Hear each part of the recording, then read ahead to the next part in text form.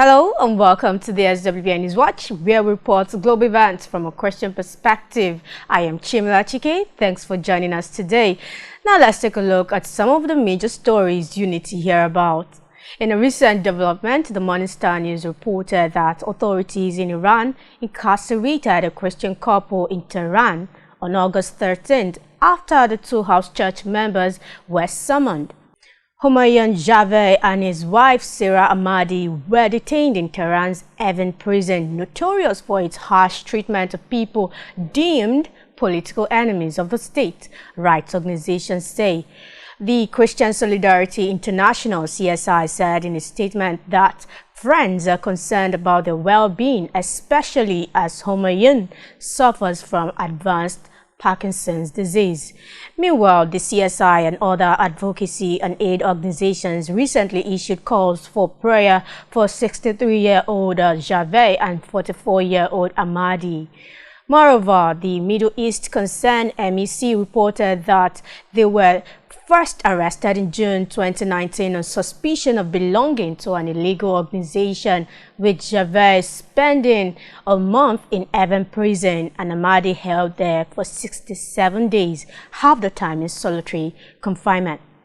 In November 2020, Ahmadi was sentenced to 11 years in prison for her alleged role in leading a house church, according to the MEC, adding that Javed was sentenced to 2 years for house church membership.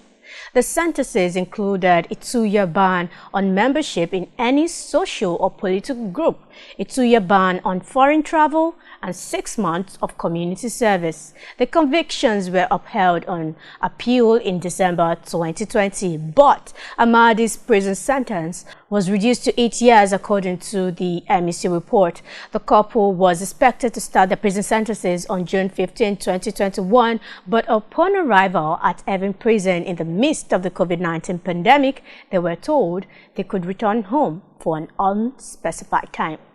However, MEC reported that on August 13th, Humayun and Sarah answered a summons to the prison, expecting to have confiscated property returned, but instead they were both detained.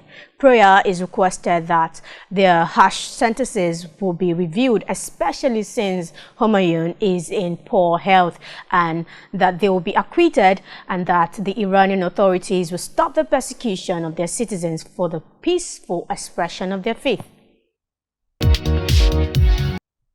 In Nigeria, Channels TV reported that the federal government had said 101 convicted terrorists and those awaiting trial have been moved from custodial centers to a de-radicalization camp for onward reintegration into the society. The Chief of Defense Staff, CDS General Lucky Rabo, disclosed this to State House correspondents after the National Security Council (NSC) meeting at Aso Villa in Abuja. Rabo and some ministers, including Minister of Interior Rauf Aregbesola, Minister of Police Affairs Mohammed Dingyadi, attended the NSC meeting chaired by President Muhammadu Buhari. Still quoting Channels TV, controversy had surrounded the release of 101 terrorists after the vicious insurgents who kidnapped train travelers in Kaduna on March 28 released the last batch of the abductees on October 5th.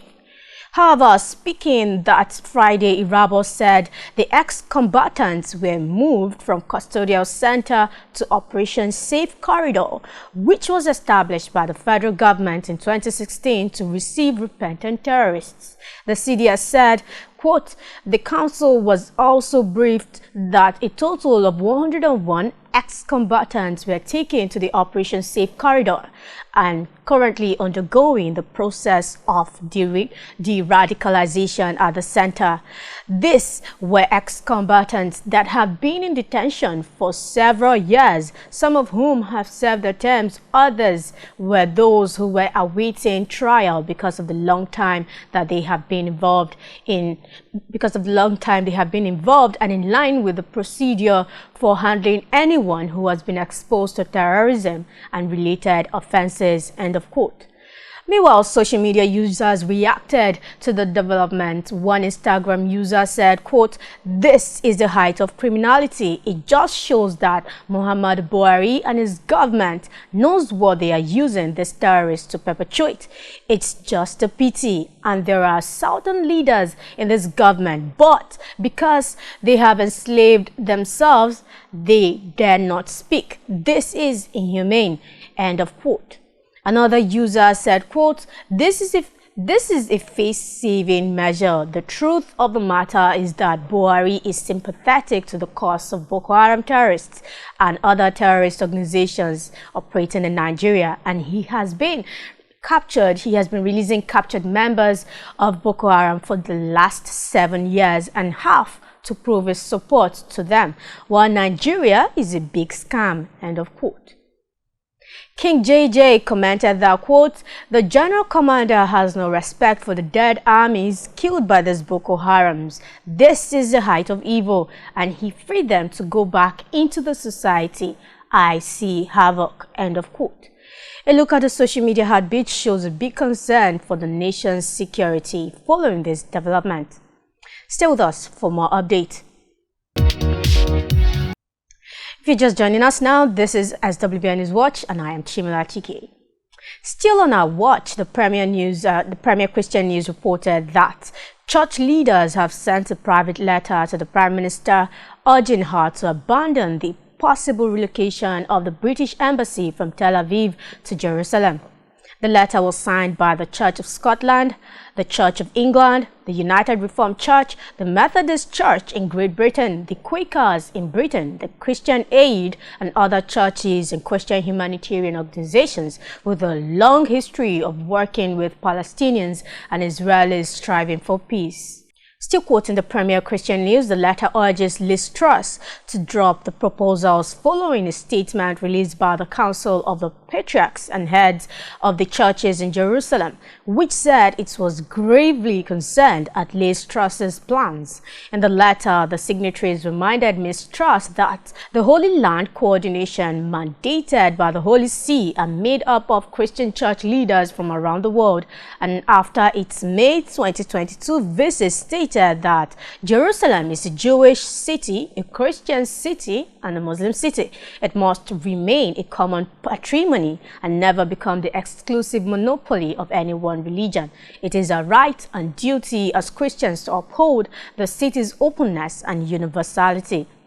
Kenny Roger, the Church of Scotland's Middle East Secretary, told Premier that any relocation would be contentious. Moving on, in the United States, CBN News reported that a California teacher is suing her former employer, claiming she was harassed and wrongfully terminated because she refused to read children's books promoting same-sex marriage to children under the age of 5 due to her religious convictions. Nellie Parisinkova worked at Bright Horizons Children's Center in Studio City, California as a support teacher for 4 years before being terminated. In April 2018, Parisinkova discovered that the childcare room where she worked had books that promoted and celebrated same-sex relationships and marriage. She asked her direct supervisor for an informal accommodation that would allow her not to read the books or promote any messages that were contrary to her beliefs. Her request was granted. Moreover, according to the lawsuit filed on her behalf by attorneys with the non-profit National Public Interest law firm Thomas More Society, Katie Callas, the director of Bright Horizons, discovered Parsinkova's religious beliefs last April and reported her to HR for violating the company policy that requires all staff to celebrate and promote diversity, including same-sex marriage. Paul Jonah, partner at Lee Mandry and Jonah LLP and Thomas More Society special counsel, explained that Callas, who is lesbian, apparently took personal offense at Nellie Parsinkova's religious beliefs and enforced Bright Horizons anti-religious diversity and inclusion workplace policies. However, Parisinkova formally requested a religious accommodation from Bright Horizons, but the organization rejected the request and did not consider alternative options such as having another co-worker read your offending books.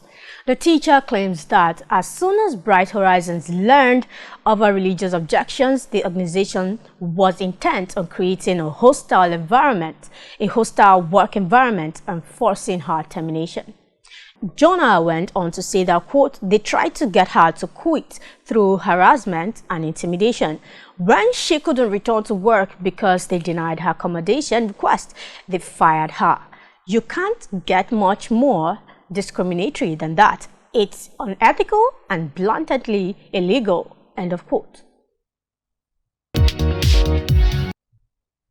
On climate change matters, Vanguard newspaper recently reported how the Christian Association of Nigeria (CAN) called on the federal government of Nigeria to urgently set up and empower a presidential flood relief and rehabilitation committee. This happened following several reports of flooding across the nation that has impacted many lives and properties, including worship centers.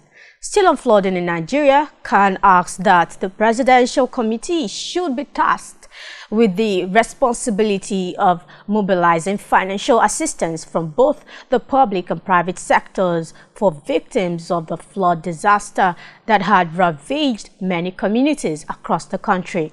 In a statement released by CAN's president, His Eminence Archbishop Daniel Oko, quote, we are deeply concerned about the havoc that floods have wreaked around the country lately, especially as a huge number of people have been displaced and their homes, business places, thousands of acres of farmlands and worship centers submerged under water for weeks, unquote.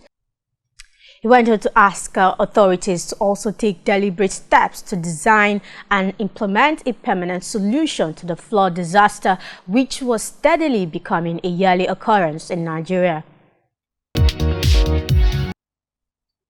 On the entertainment beat, CBN News reported that Lucas Black, a Christian actor who starred in the wildly popular series NCIS New Orleans before leaving the franchise in 2019, has said working on the hit show was the biggest eye-opener for him as he witnessed the deliberate attack on biblical Christianity.